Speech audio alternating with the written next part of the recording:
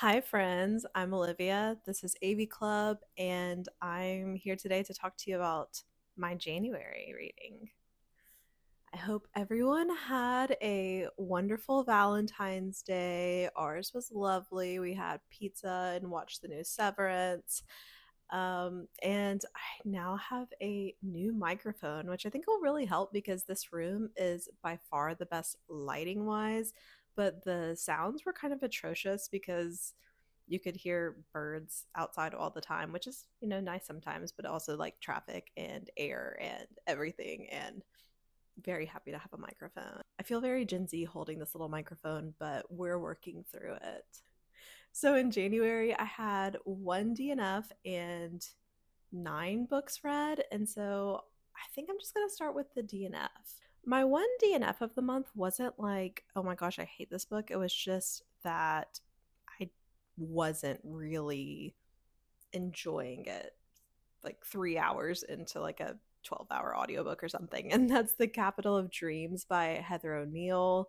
This is like described as like a dark fable like fairy tale. It's about a young girl named Sophia, and she lives in a like town named Alicia, and her mom is kind of like a revolutionary in this fable, and her society has been kind of controlled. There's, I guess, fascist forces trying to eradicate art in the land that she lives in, and all of this sounds great. It all sounds like it's like really making for a good book, but yeah, like I said, I listened to 3 hours of it and I was finding it really repetitive, and I just didn't see it going anywhere that like I was going to be surprised or really learn anything. Like it was totally fine, and I think that a lot of people will like it. I think a lot of people already do like it. I am totally up for my mind being changed and being told I should go back into it and try again. I don't think that this is like a terrible book by any means, but just that it looked like I had a lot of book left, and I was more excited to get to new library holds that were coming in. Back to what I actually have read this year so far, the first book that I finished was Framed Ink by Margos Mateu-Mestre. And this is a book all about um, visual storytelling. And I guess I should say why I decided to read this book. Um, Me and my partner Daniel have started working on our first video game, which is so exciting. But neither of us have ever really needed to like storyboard something before. Daniel's an incredible, I mean, he knows how to do anything artistic with computers, but I just wanted to get a better sense of what I needed to know, to really tell a strong narrative visually. And this was an incredible book. Like the art is all kind of comic book style, but it really applies to kind of any visual medium that you're telling a story through. So if that's movies or photography, comics, graphic novels, I mean, really anything. And he kind of talks about that too, kind of how to move the camera, which a camera moves both like in making films, but also in comic books. They really do kind of have a camera that's moving around, so to speak. Um, and so I really learned a lot. I really recommend this book if you're looking into any kind of like visual narrative art. I think it's a pretty well loved book, and I learned a lot, and I'll definitely reference it more whenever we get to that stage of making the game. The next book I read was also about photography, and this was The Photographer's Eye by John Szarkowski. This book was published by the Museum of Modern Art in New York and had the book divided up into different sections and showing how different types of photography that are in the MoMA collection are able to demonstrate principles of photography. And while this book didn't have a lot of text, I felt like the tenets that he chose to write about and then, have this collection to demonstrate really helped me as a person who is not a photographer understand more of like what I'm looking for, especially like whenever you are doing something like enjoying a museum and thinking about how the subjects were picked or how they were depicted, or why now of photography as well, the moment. I mean, that's like something that's so unique to photography, is that it does capture a moment. So I enjoyed this. Not so much. I think for a lot of people this would be more kind of like a coffee table book, but I do think it's well written. The next book that I read was a semi horror novella, The Night Guest by Hildur Knútsdóttir. And this one I feel like falls into the category of, I don't know, like books like Night Bitch and other transformational women stories. I feel like I've seen someone write about this like specific phenomenon that's going on right now, but I can't think of really the term right now. And it was something that like I thought, because this book is like pretty well loved, that it was going to go in some like new and exciting direction. And I don't know that it was like a incredible read for me like it has been for other people, but it was solid. This book follows a woman in Reykjavik who is having this medical issue where she's like waking up extremely fatigued every day, and she's going to see doctors and doing blood tests to try to figure out what's wrong. The doctors don't know what's wrong, and she's trying all kinds of things. She's trying sleeping pills, and then she gets like the idea that she might be sleepwalking, and she gets a pedometer, and turns out she's walking like 40,000 steps in her sleep every night. So the big question is like, well, what's going on? I feel like it's an interesting premise, and it would have been a better read if it was like the first time that I've read a premise like this. But as it were, it was just like kind of like a 3-star read for me. But I think that other people will really like it, and it's definitely a short read if you're interested in checking it out. My next book was my first 5-star book of the year. So excited. I actually rated 2 different books 5 stars in January. Who am I? I was just having this discussion with Kat of Biblio Obscura about, like, she just made this video about all of her 5 stars. She has 6 5-star books ever, I think it is, which is, incredible. I you have to applaud being able to really have a discerning eye for what your favorites are.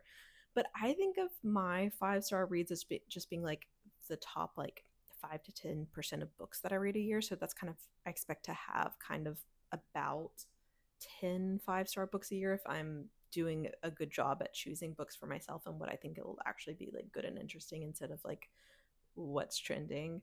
Um, but two in January is a big deal. But the first of those is Rest Stop by Nat Cassidy. And I know a lot of people have been talking about this. It was in like a lot of people's best horror of the year last year.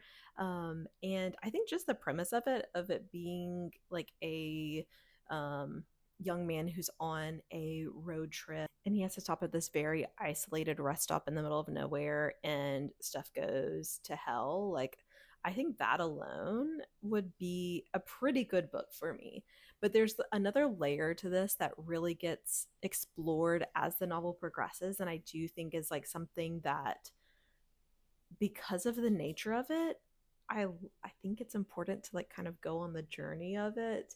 Um, but it was very powerful politically, and I mean that in like not a reductive kind of like us versus them idea of politics, but really the heart of it all. And that I think, I don't know, it was just a really good read for me. And I am planning on filming a I'm still planning on filming a full review for this, which is kind of hard because, especially if you want it to be not spoilers, because it gets into stuff pretty fast. But really, the long and the short of it is that it's about a musician who's supposed to be on tour, but he's also supposed to go see his dying grandmother. And then, like, this wild, horrible thing happens at the rest stop, while he's also in the middle of a journey of the heart and mind.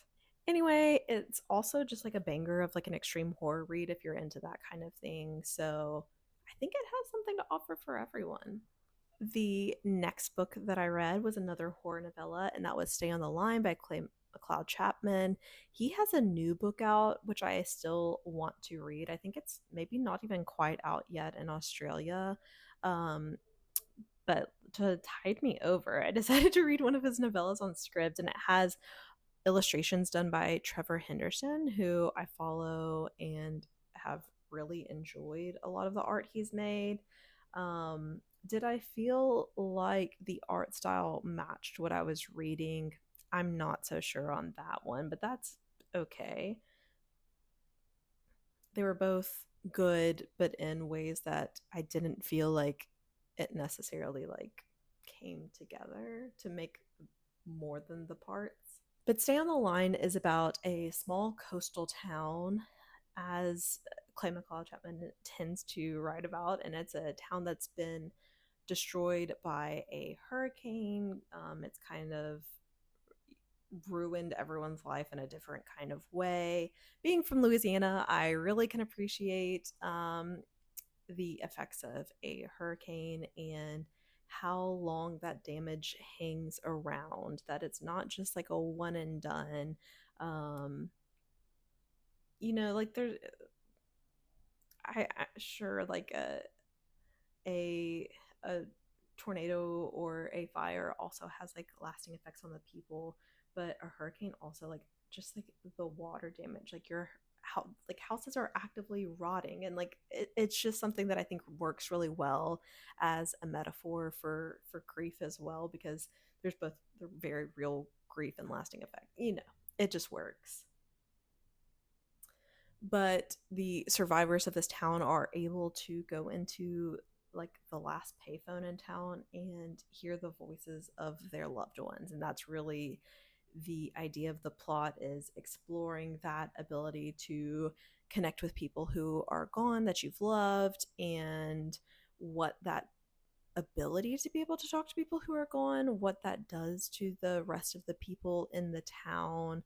um, Being able to make peace with disaster and losing people, um, is just a pretty emotional kind of read, more than like a flashy horror book. So I think that, if you've read some of his stuff before, that it tends to go there, in exploring things emotionally. And I feel like this is kind of like an encapsulation of just that part of his books. So if it appeals to you, it's on Scribd. I don't know where else it's really available. And yes, I'll probably always call it Scribd because Everand just does not roll off the tongue, I don't think. My second 5-star of the year was the third Gilmore Girl by Kelly Bishop.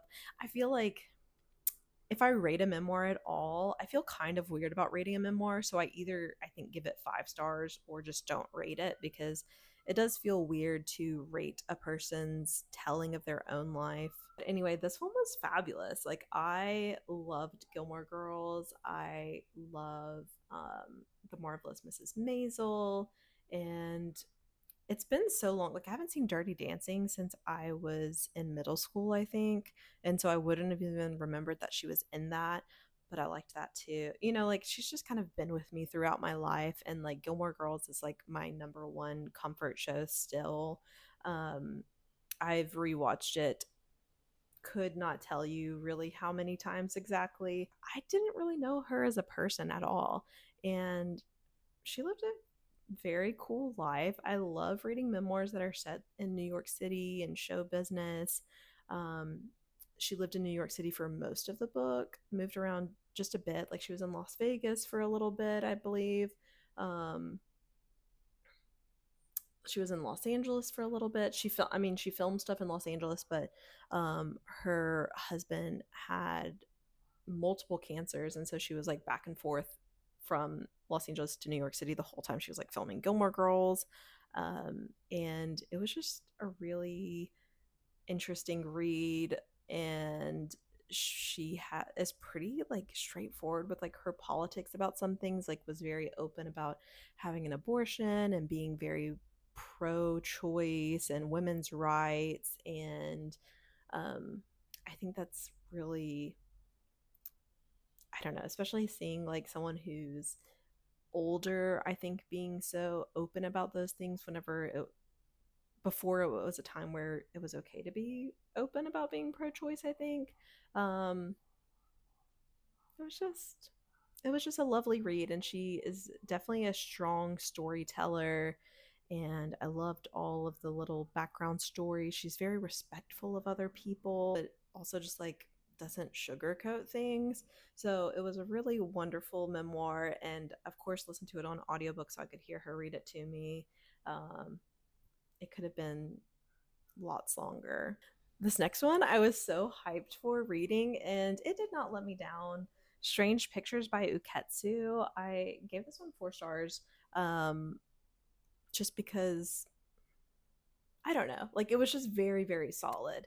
And Strange Pictures is kind of a mystery in parts, like Revenge by Yoko Agawa, where you find out a bigger story as you're reading on, and it kind of gave like Criminal Minds vibes because the prologue is like, here's this children's picture, and I'm a child psychologist, and this is what all of these parts of the story mean, of this picture. And like I love like kind of that bullshit pop psychology stuff. Like I like a Criminal Minds episode. I don't really care that it's ridiculous.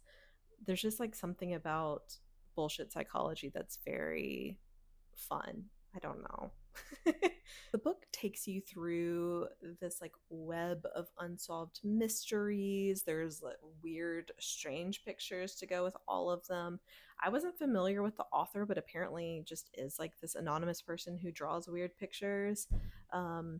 So maybe I'm the last one to know, but it said I think that this was like a hit in Japan first. I think that people are right in saying that this is kind of more of like a crime mystery novel than like a horror novel. Like the Strange Pictures are not like evil, they're more just like mysteries to find out about. So I think that that might be a surprise to some people, but it really worked for me. Like I love a good mystery, and this is definitely like a good mystery, and it's like each chapter is its own little modular part, that really I think came together in the end, and they were all of the parts were equally solid. So I think that if any of that sounds interesting to you, that you're not going to go wrong reading it.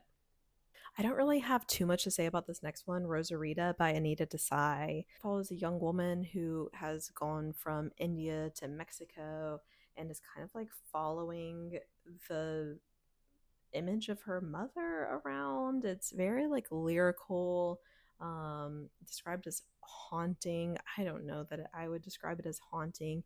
The story I think wasn't there enough to really get that piece of it, but I do think that it was like beautifully written. But it was, I could tell as I was listening to it that I was like forgetting it while I was reading it, which is not a good feeling. The last book that I read in January is kind of like a seminal nonfiction horror text, Men, Women, and Chainsaws, Gender in the Modern Horror Film by Carol J. Clover. This is, I think it was originally published in maybe 1993, and you can feel the age of it while you're reading it because I mean, there's been so much horror writing since, and there's lots of women writing about horror now. However, at that time, it was more like in the nascent stages of understanding horror through a critical lens, that we could start looking at genre film that way. And I think all of the essays are pretty sound. It's just that maybe different things would have been highlighted from them if it was, if it wasn't one of like the building blocks. But it's arguing against like the idea that these are just works of sadism and that horror doesn't mean anything. They're talking about films such as Texas Chainsaw Massacre, the one on Rosemary's Baby, and Don't Look Now, The Exorcist, Carrie. So really like classic horror films, and I really enjoyed it. That's what I've been using my like Spotify audiobook credits on, is just kind of like listening to audiobooks while I play video games, and nonfiction audiobooks are like the only thing that I can really follow while playing video games, because they're not competing for narrative. So um, those were the books that I read in January. It was like a really solid reading month, I think. Like there was just like those few. The only thing that I regret is like I DNF'd. I did DNF the Capital of Dreams, but only because like the library hold expired. I just kept putting it off, and it finally expired, and I'm just like, ugh, like I'm not gonna try to renew it again because it was a new release, and I was gonna have to wait on hold. And then I was feeling frustrated with it, and then I was like, you know what, Olivia, you weren't loving it, so just let it go. There's always other books to read. So that's everything I read. Let me know if any of these books sound interesting to you, what you read in January, and I'll talk to y'all again soon. Bye.